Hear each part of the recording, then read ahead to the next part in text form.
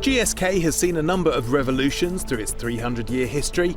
The latest, the digital revolution, is affecting all parts from HR to legal. And for Chief Digital Officer Marc Speichert, it's also about marketing and developing a closer relationship with the consumer. The more direct relationships we have with the consumers, the better, right? Because it enables us to do lots of great things like feeding into our innovation pipeline, so we create better innovation, but also how do we optimize how we go to market and optimize our media spends or our content plays, right? So I think we are very ambitious in terms of what we want to do in terms of getting some of those direct relationships. Video is the big driver, from adverts to information, and GSK wants it to be seen. With 20 billion health-related queries on Google each year, the challenge is keeping GSK sites at the top of the results and understanding the customer's path to purchase, from awareness to consideration to the purchase itself. GSK uses a food-based analogy: a bite to get people interested, a snack to get them hooked, and a meal that helps them make the purchase. There's a perception around people actually want everything shorter, which is actually not true. I think you need to get them quickly to the passion point, and that needs to be very kind of immediate and quick.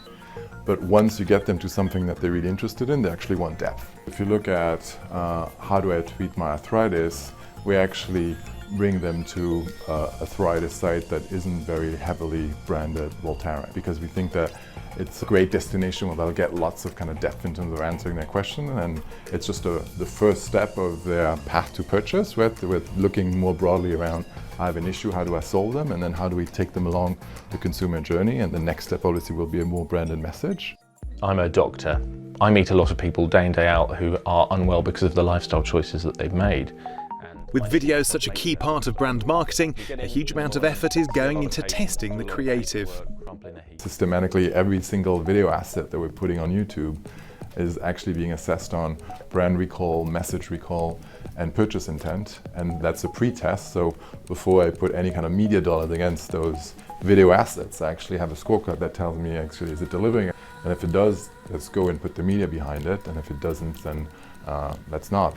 So it's a great way for us to be much more agile and much more data-driven. Getting the right message to the right person at the right time is a well-known marketing mantra, and GSK is juggling all the video assets through different channels to achieve the same aim.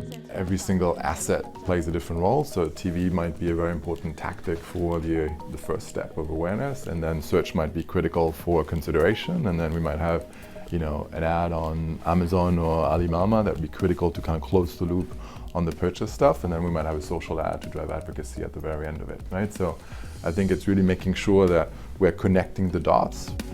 And when those dots connect, the consumer is connecting with the content. At the same time, GSK is learning and producing huge amounts of data that needs to be managed, another digital challenge in itself. Hello, I'm James Wright. Thanks for watching Marketing Media Money. To check out more online videos, just click on the boxes, and don't forget to subscribe to the CNBC Live channel at the bottom of the screen.